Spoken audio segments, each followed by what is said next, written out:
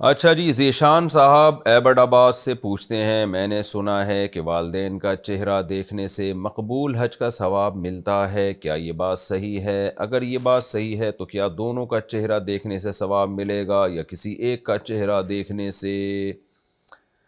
دیکھیں، اس بارے میں جو حدیث ہے نا وہ سند کے لحاظ سے ضعیف ہے، جس میں آتا ہے نا جس نے باپ کی پیشانی پہ دیکھا تو ایک حج کا ثواب ملتا ہے، ایک روایت میں عمرے کا بھی ہے، تو یہ بہت زیادہ کمزور روایت ہے، بعض نے تو اس کو موضوع من گھڑت کہا ہے۔ تو ویسے ماں باپ کے چہرے پر محبت سے دیکھنا ویسے ہی ایک بڑی فضیلت کی بات ہے، کیونکہ اللہ تعالیٰ نے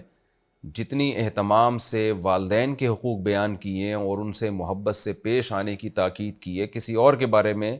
اتنی تاکیدات نہیں ہیں۔